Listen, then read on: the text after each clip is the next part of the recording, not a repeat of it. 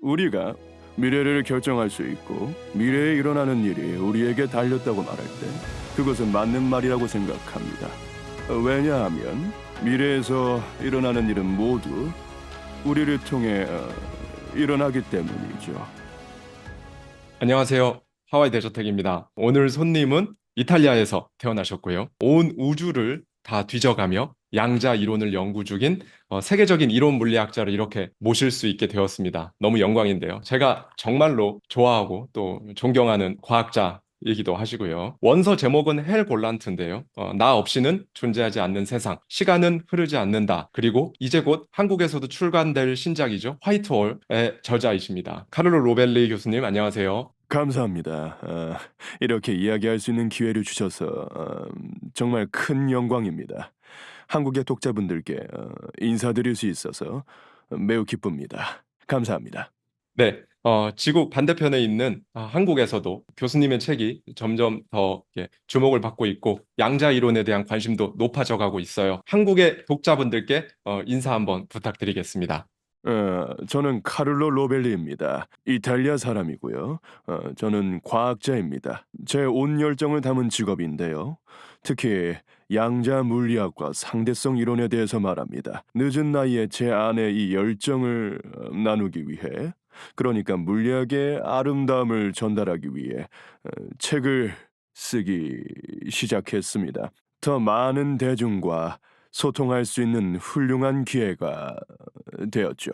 네, 솔직히 교수님의 책은요, 분명히 물리학이거든요. 그중에서도 양자 이론을 다루고 있죠. 그런데도 책을 읽고 있으면 뭔가 이렇게 가슴이 뜨거워지는 열망이 저는 개인적으로 느껴졌습니다. 마치 어떤 인문학이나 철학서에서 깊은 인사이트를 얻었을 때처럼 그런 느낌이 들었어요. 분명히 과학에 대한 얘기를 하고 있는데요. 그래서 교수님 이야기는 양자 이론을 몰라도 과학을 아예 몰라도 좀 더 많은 분들이 알게 되면 너무 좋을 것 같다라는 느낌을 제가 너무 강하게 받아서 오늘 이렇게 인터뷰를 요청드리게 되었고요.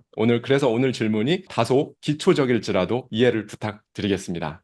물론입니다. 현대 물리학에는 이상한 측면이 있습니다. 하지만 저는 그것이 굉장히 흥미롭다고 생각해요. 우리가 생각하는 일반적인 방식을 뒤엎기 때문이죠. 그러므로 철학적인 측면도 가지고 있습니다.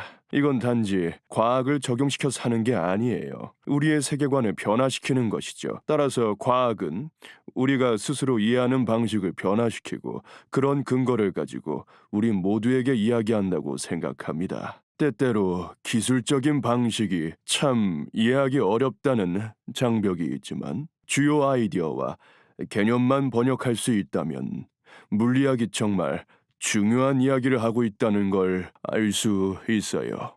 첫 번째 질문을 드리겠습니다. 시간은 흐르지 않는다. 이전 책의 제목이기도 하죠. 이 말이 어떤 의미인지 간략히 한번 말씀을 해 주시겠어요? 시간은 우리 각자에게 흐릅니다. 우리의 삶은 시간 속에 있습니다. 우리는 나이를 먹고 시간은 흐르며 언제나 서두르죠. 그러나 시간이 우리에게 흐르고 있다는 것은 현실이고 사실입니다. 하지만 시간에 대한 이러한 이해, 즉 시간이 흐르는 큰 강처럼 흐른다는 개념은 하나의 모습일 뿐이고 오로지 우리 일상의 규모에서만 적용 가능합니다. 더 큰 규모에서 시간이 가진 진짜 모습은 완전히 다르죠. 이것은 마치 지구가 평평하다고 말하는 것과 비슷합니다. 우리가 집을 짓거나 여러분이 집을 지을 때 우리가 보기에 이 지구는 평평하게 맞아요. 평평하다 가정하고 그 위에 건물을 세워요. 따라서 지금 당장 땅이 평평하다고 말하는 것은 문제가 없어요. 그러나 더 넓게 보면 지구는 결코 평평하지 않고 둥글죠. 시간도 그런 식입니다. 우리는 시간이 흐른다는 관점을 가지고 있지만 이는 정말로 작은 관점입니다. 우리는 모두 이 흐르는 시간의 작은 섬에 함께 있습니다. 그러나 더 큰 거리를 보면 은하나 아주 빠르게 움직이는 물체들 또는 아주 작은 것들을 보면 시간은 다른 방식으로 작동합니다. 따라서 시간은 우리가 일반적으로 생각하는 방식이 아닙니다. 이것은 더 복잡한 개념이죠.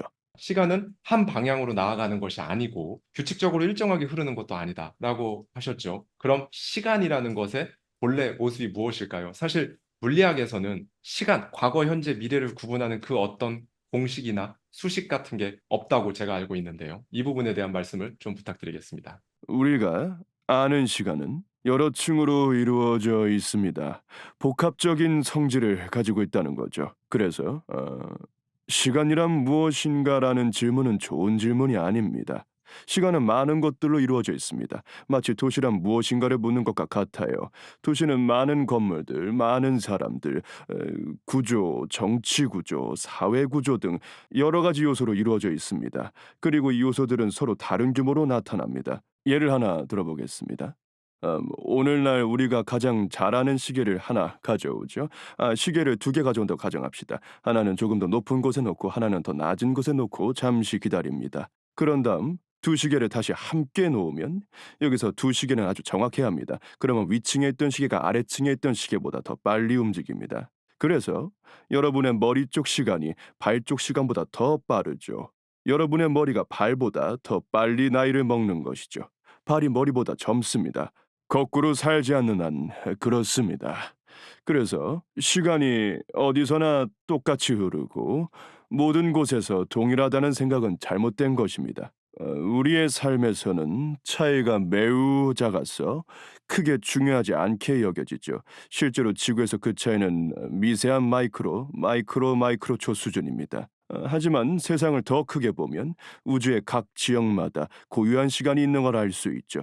그 시간은 각기 다른 속도로 흐릅니다. 이것이 시간의 한 측면입니다. 시간이 모두에게 동일하다는 것은 사실이 아닙니다. 더 잘 살펴볼수록 우리는 원래 관점을 버릴 수 있죠.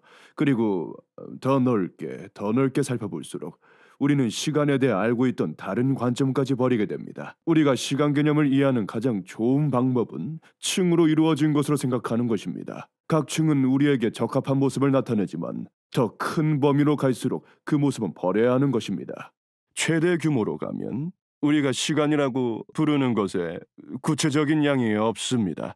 그러니 오늘날 시간을 개념을 잘 받아들이려면 아예 시간에 대해 생각 안 하는 것이 최선이죠. 그저 시간의 개념 중 일부, 나에게 맞는 상황에서만 다시 가져오는 것이 좋습니다.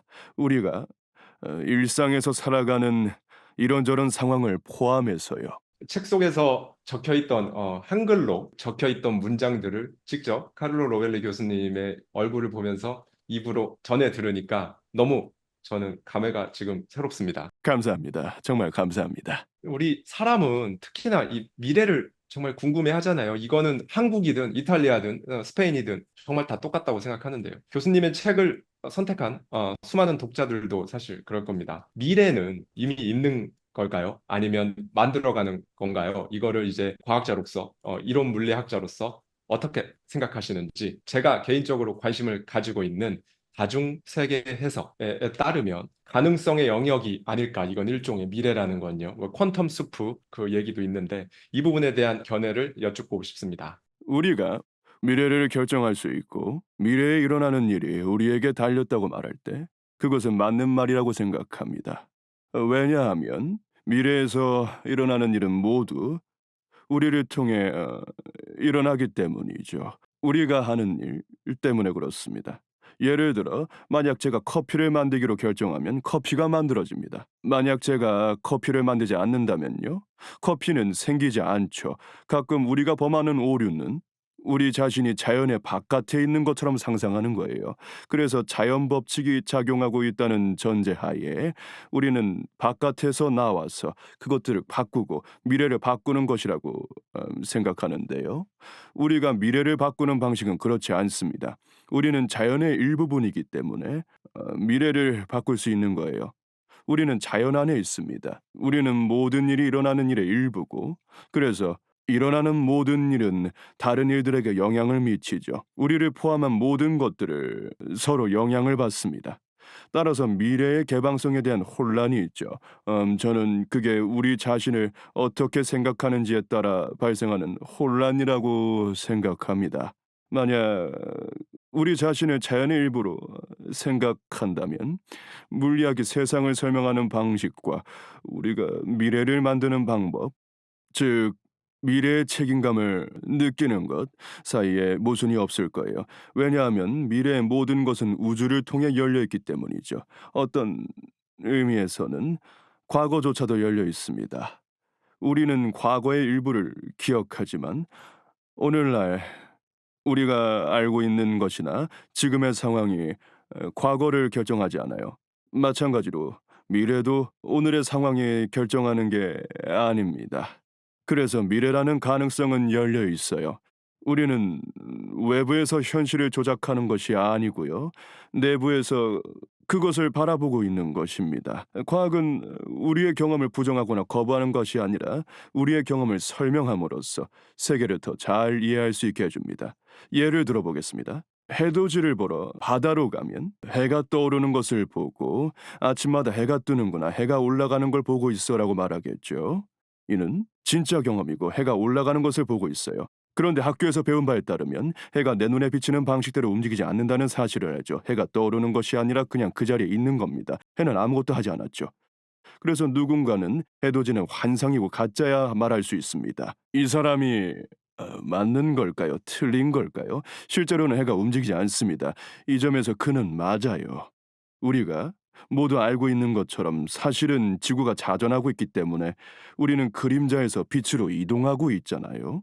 그래서 우리는 이론상 해돋이를 우리의 움직임으로 해석하고 있으며 해가 움직이는 것으로 보지 않고 있습니다. 그러나 해돋이는 여전히 존재하죠. 모든 순간마다 지구의 다양한 장소에서 일어나는 진짜 경험인 겁니다. 따라서 미래의 개방성에 대해서도 마찬가지죠. 우리의 자유한 미래를 결정하는 가능성을 이 세계 안에서 일어나는 일의 일부로 해석한다면 그것은 옳습니다. 즉, 우리가 경험하는 미래의 개방성은 올바른 것이죠. 자세한 예까지 이렇게 설명을 해 주셔서 좀 더 이해하는 데 너무 큰 도움이 됐습니다. 조금은 인문학적이고 철학적인 그런 질문일 수가 있을 텐데요. 이 시간이라는 기준을 두고 앞으로 경험해 봐야 할 아직 경험하지 못한 것들이 두려워서 앞으로 나가지 못합니다. 그런 사람들이 많죠. 좀 더 앞으로 나가고 성장하고 싶은데 현재의 이후는 볼 수가 없으니까 도전하지 못하고 망설이잖아요. 교수님께서는 그런 망설이는 분들, 어려움을 겪는 분들에게 어떤 조언의 말을 해주고 싶으세요? 좋은 질문이네요. 감사합니다. 이 질문은 깊이 있는 질문입니다. 저는 미래에 대해 두려워할 때 그것이 사실임을 인정해야 한다고 생각합니다. 하지만 저는 개인적으로 변화가 좋다고 생각해요. 변화는 인생을 풍성하게 만듭니다. 대부분 우리에게 불행의 원천이 되는 것은 변화에 대한 두려움이죠. 그런데요, 변화는 피할 수 없습니다. 우리 모두는 나이를 먹고 성장하며 변화합니다. 그래서 우리가 변화를 받아들이며 우리의 존재 일부, 현실의 일부로 만들수록 우리는 삶에서 더 편안해집니다. 제가 시간이 존재하지 않는다고 말할 때 이는 우리가 막혀 있거나 정지되어 있거나 우주가 정지되어 있는 것을 의미하는 것이 아닙니다. 오히려 모든 것이 매우 풍부하고 복잡한 방식으로 변화한다는 것을 의미하죠. 시간은 각기 다른 속도로 정말 다양한 방식으로 지나갑니다. 그러니 우리 각자는 지속적인 변화의 과정에 있습니다. 여러분에게 말씀드리고 싶은 것은 변화를 두려워하지 마세요. 변화는 인생의 아름다움이자 풍요입니다. 우리가 가진 모든 것을 가져다주는 변수죠. 그러니 우리는 잃게 될 것을 두려워하지 말아야 합니다. 어차피 우리는 모든 것을 잃게 되잖아요. 우리가 상실을 받아들이고 새로운 것이 오는 것을 받아들일수록 삶은 더 좋아집니다. 이것이 제가 삶 속에서 변화를 인식하는 방식을 공유하는 방법입니다. 나 없이 존재하지 않는 세상, 이게 한국어 책 제목이에요. 이 책에서 양자론의 관계론적 이야기를 다루고 있는데요. 그러니까 한마디로 현실이라고 부르는 이 세계에는 상호작용하는 실체들의 광대한 네트워크다라는 말이 굉장히 인상 깊었습니다. 그래서 너에게는 실제하지만 나에게는 그렇지 않은 것이 있을 수 있을까? 라는 이 질문에 대한 답을 한번 여쭤보고 싶습니다. 제게는 현실이지만 여러분에게는 현실이 아닌 것이 많이 있습니다. 제가 제 여자친구를 보면 확실히 사랑에 빠진 것입니다. 제가 그녀를 보는 방식은 여러분이 보지 못하는 방식이죠. 우리는 이렇게 각각의 현실 속에 살고 있지만 그렇다고 우리가 서로 소통할 수 없다는 의미는 아닙니다. 우리는 항상 소통하고 서로 가르치며 배우죠. 다른 이가 어떻게 사물을 보는지를 배우기도 합니다. 여러분은 제 노트북을 한쪽에서 보고 저는 다른 쪽에서 보지만 우리는 다른 것을 볼 수 있습니다. 그러나 우리는 서로의 시각을 결합하고 이를 뒤집어 생각하는 방법을 찾고 서로를 세상을 이해하고 세상을 나누는데 더 나은 방법을 찾을 수 있어요. 이것이 세상을 이해하는 더 나은 방법입니다. 이것은 물체다, 절대적인 물체다라고 생각하는 것보다 서로가 가진 시각들의 결합이죠. 우리는 그것의 일부를 보고 그것의 일부를 보지 못합니다. 우리가 가질 수 있고 공유하고 소통할 수 있는 시각들의 모임을 넘어서는 그것은 세상에 없습니다. 지난 세기 물리학에서 발생한 일들은 상당히 놀라웠어요. 특히 양자역학에서 그렇습니다. 이전에 우리는 세상을 조각내고 그 작은 조각들로만 설명해야 한다고 생각했어요. 원자, 입자들 각각의 독립적으로 다른 것들과 관계없이 완전한 걸로 받아들여졌죠. 그러나 그 설명은 현실에서 잘 작동하지 않았어요. 저는 20세기 과학인 양자역학, 하이젠베르크, 디라크, 닐스 보어의 큰 발견들을 말하는데요. 이 위대한 과학자들은 우리의 현실에 잘 작동하는 이론을 가져왔습니다. 이 이론 덕에 우리는 컴퓨터를 만들고 다양한 것들을 만들어 나갈 수 있었죠. 이 이론은 물체가 고정된 속성을 가진 게 아니라 서로에게 어떻게 보여지는지를 설명합니다. 시각적인 관점이죠. 어떤 것이 다른 것에 영향을 미치는가를 발견했어요. 따라서 양자역학에서 제 노트북은 그 자체로 설명되지 않습니다. 오히려 그것이 여러분에게 어떻게 보이는지, 저에게 어떻게 보이는지, 다른 사람에게 어떻게 보이는지에 따라 설명되죠. 그래서 이는 우리에게 가르침을 줍니다. 저는 현실을 개별적인 객체들의 모음으로 생각하는 것보다는 객체들 사이의 영향력 네트워크로 생각하는 것이 더 나은 방법이라고 믿습니다. 방금 전에 이제 설명을 해주시면서 교수님께서 베르너 하이젠베르크 그리고 닐스 보어 얘기를 해주셨는데요. 그러면서 자연스럽게 이제 불확정성의 원리가 나오잖아요. 과학을 전혀 모르는 일반 독자들 입장에서 불확정성의 원리가 어떤 의미를 줄 수 있는지 일반 대중들에게 간단히 설명을 부탁드리겠습니다. 예를 들어 아무도 음악을 들을 필요는 없지만 만약 그들이 듣지 않는다면 아름답고 흥미로운 경험을 놓치게 될 것입니다. 저는 그렇게 생각해요. 음악은 아름답기 때문에 우리의 현실을 더 깊은 층으로 데려갑니다. 그리고 우리의 삶 속에서도 유용한 사고방식을 가르쳐 주죠. 저는 이 경험이 훌륭하다고 생각하고 이것이 제가 책을 쓴 이유입니다. 제 책을 통해 현대과학에 배운 것을 공유하고 싶었어요. 바로 세상이 우리가 생각했던 것과는 다를 수 있다는 것, 그걸 발견하는 훌륭한 경험을 말이죠. 우리는 배웁니다.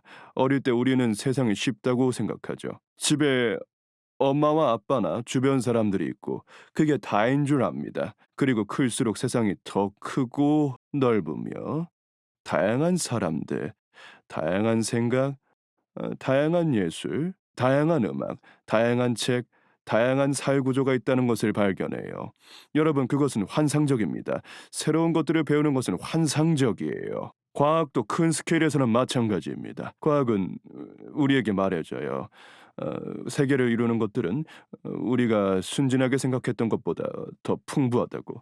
그리고 사람들이 그것에 대해 호기심을 가지고 작은 노력을 해본다면 그 보상이 크다고 말합니다. 마치 음악과 같아요. 음악을 안 듣는 사람은 소리를 듣는 것 가지고 시간을 낭비하는 거라고 생각하죠.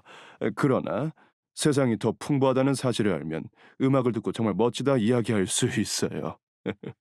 어떻게 보면 교수님한테는 세계적인 이론 물리학자들과 양자역학에 대해서 얘기를 하는 게 지금 이 인터뷰보다 훨씬 더 쉬우실 거예요, 아마. 어떻게 보면 좀 대답을 하기에 쉽지 않은 질문들만 드려서 죄송하다는 말씀 중간에 한번 드리고 싶었습니다. 교수님 책에 따르면요. 세계에 대해 다시 생각하는 것을 두려워하지 않는 것, 그것이 과학의 힘이다. 라고 말씀을 해주셨어요. 한마디로 당연한 것들을 새롭게 보라는 그런 메시지가 교수님의 메시지가 담겨진 책이죠.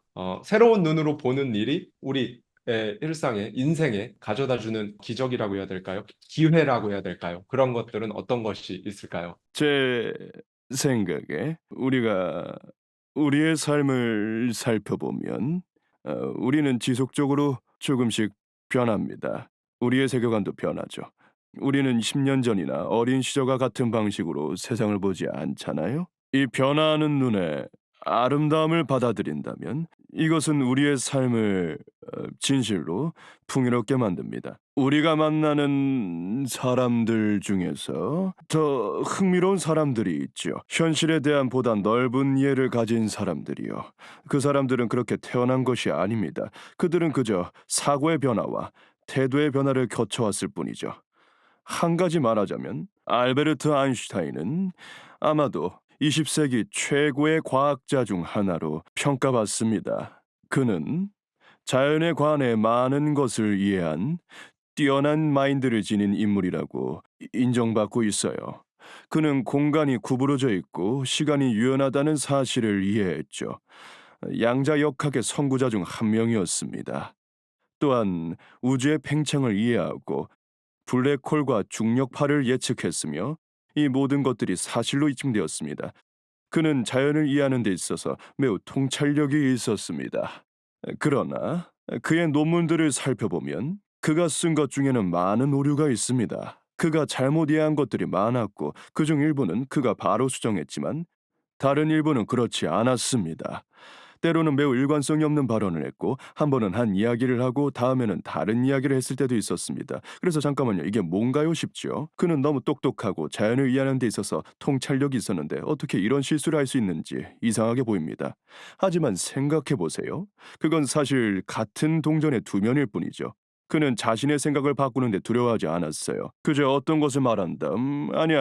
다른 것이 더 나을지도 모르겠다라고 말했습니다. 그리고 아마 다른 것이 더 나을지도 모르겠다라고 말했죠. 그가 세상을 더 넓게 이해하게 된 것도 바로 그런 식입니다. 하나의 아이디어에 갇혀 있지 않고 다양한 관점을 수용함으로써 그는 이해하게 된 것입니다. 많은 사람들이 작은 아이디어를 얻거나 어떤 것을 배우고 나서 그곳에서 영원히 머물며 아무런 흥미로운 일 없이 살아갑니다. 자신의 잘못된 사고에 갇히게 되는 거죠. 저는 과학 그리고 우리 삶이 작동하는 방식을 일컬어 항상 스스로 다음과 같이 상기하길 권합니다. 우리는 많은 것을 알고 있고 좋은 아이디어를 가지고 있지만 확실히 많은 잘못된 생각을 가지고 있다는 것. 내 마음속에도 분명히 많은 잘못된 오류가 있을 것이라고 상기하는 겁니다. 그래서 우리가 더 유연할수록 나는 그렇게 믿지만 내가 틀릴 수도 있다는 것은 누가 할까라고 말하는 것은 다른 사람의 말을 듣기 위해 더 열려있는 태도예요. 누군가가 나와 상반된 것을 말한다면 그는 틀렸어라고 말하면 안 되죠. 대신 아마 그가 틀렸을지도 모르겠다. 내가 틀릴 수도 있으니까라고 말할 수 있어요. 이것이 과학이 작동하는 방식입니다. 항상 내가 틀렸을지도 모른다고 생각함으로써 변화에 열려있음을 견지하세요. 이는 우리 삶뿐만 아니라 우리의 사고에서도 변화에 열려있음을 의미합니다. 이것이 제게 있어서 과학의 가장 큰 가르침입니다. 언제나 자신이 틀릴 수 있다는 생각을 받아들이고 변화의 아름다움을 받아들이는 것이 얼마나 효과적이고 환상적인지 말입니다. 지난해 나 없이는 존재하지 않는 세상 헬골란트죠. 에 이어서 올해도 교수님의 반가운 신간 소식이 있어요. 조만간 이제 한국 독자들을 아마 만나볼 예정입니다. 간단히 이 화이트홀이 어떤 책인지 말씀해 주시죠. 네, 질문을 주셔서 감사합니다. 이 책은 이전 책들과 조금 다릅니다. 저는 현재 물리학과 과학 연구를 하고 있어요. 바로 블랙홀에 대한 연구죠. 이제 우리는 하늘에 많은 블랙홀이 있다는 것은 압니다. 우리는 블랙홀을 관측했고 블랙홀의 사진도 보았죠. 천문학자들은 이제 수백만 개의 블랙홀을 관측하는데요. 저는 이것이 매우 좋습니다. 제가 학생일 때 사람들은 블랙홀을 믿지 않았어요. 사람들은 블랙홀이 아인슈타인의 이론에서 비롯된 이상한 허황일 뿐이며 실제로는 존재하지 않을 것이라고 생각했습니다. 허나 그들은 틀렸습니다. 그래서 학교나 대학에서 가르친 것은 잘못된 것이었죠. 블랙홀은 실제로 존재하며 매우 흥미로운 천체입니다. 왜냐하면 블랙홀의 주변의 시간이 엄청나게 왜곡됩니다. 시간이 블랙홀 근처에서 매우 느리게 흐릅니다. 블랙홀에 가까이 다가갈수록 시간은 거의 멈추게 되죠.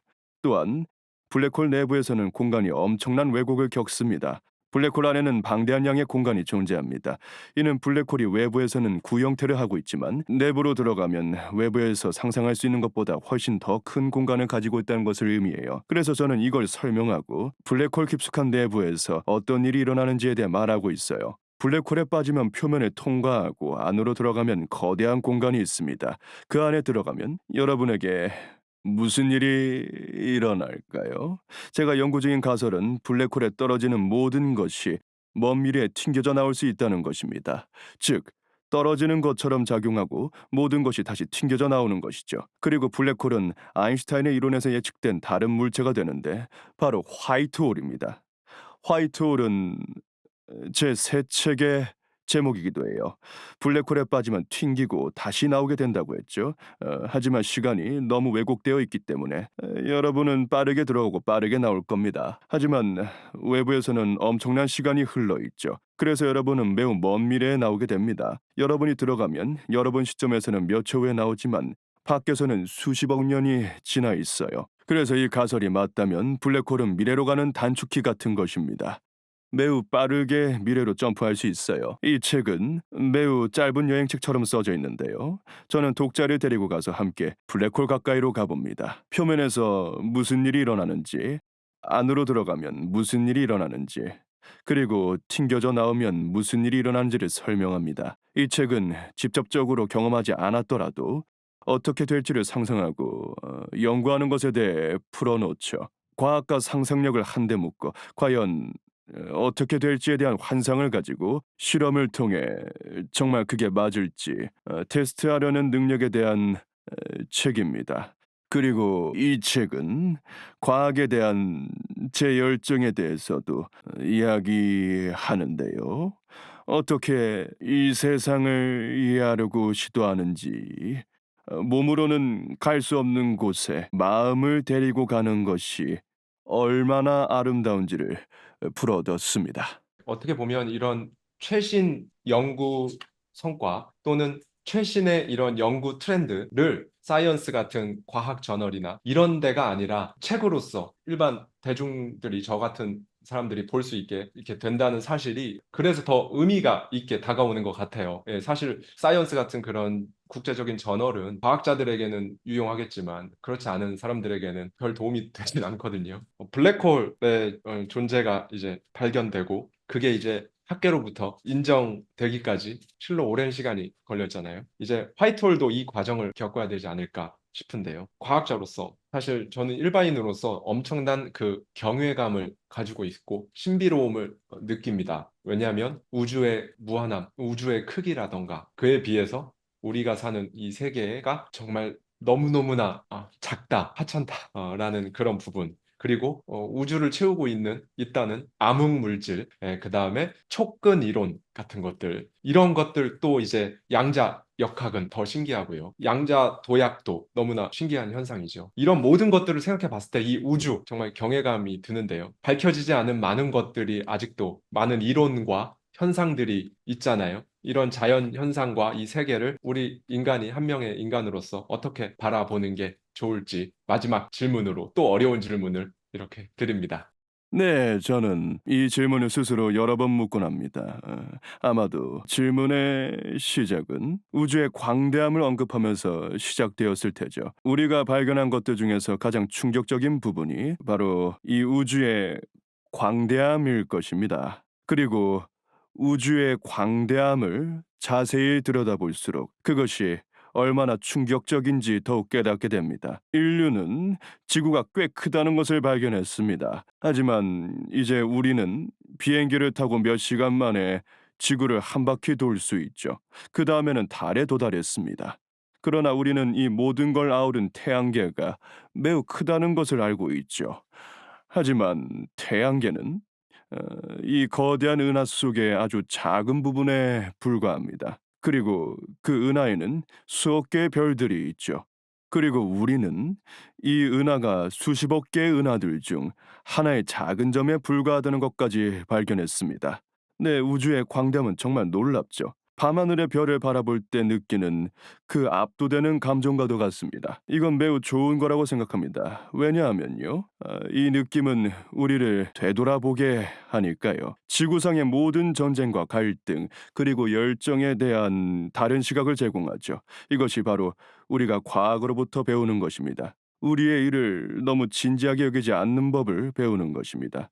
그렇다고 해서 우리가 중요하지 않다는 뜻은 아닙니다. 그리고 다른 하나는 이 광대한 우주가 우리 경험과는 믿기지 않게 낯선 것들로 가득 차 있다는 점입니다. 블랙홀과 화이트홀에 대해 이야기해 왔는데 이는 일상생활에서 접할 수 없는 것입니다. 블랙홀과 화이트홀은 일상적으로 잡을 수 있는 것이 아니죠. 하지만 그들은 정말로 이상한 것들입니다. 만약 블랙홀 근처에 가서 지구를 바라본다면 몇 초가 지나면서 지구에서는 수세기가 매우 빠르게 흘러가는 것을 볼 수 있습니다. 이처럼 현실의 일반적인 구조는 완전히 다릅니다.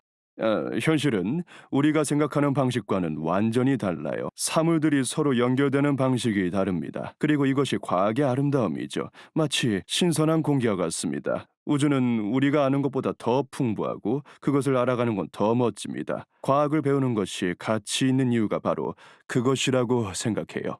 마지막까지 그렇게 너무 아름다운 대답을 해주셔서 감사드립니다. 제가 지금은 작가이자 유튜브를 하고 있지만 그 전에 제가 직장인이던 시절부터 항상 너무 많은 관심이 있었고 큰 팬이었습니다. 그래서 오늘 인터뷰가 저에게 더 의미 있고 또 많은 저희 60만 명의 구독자님들께 너무 좋은 인사이트가 되었다고 생각합니다. 다시 한번 깊이 감사드립니다. 감사합니다. 정말로 고맙습니다. 귀한 시간 내주셔서 다시 한번 너무나 감사드립니다. 정말로 그래요. 곧 한국에 가길 희망합니다. 안녕히 계세요.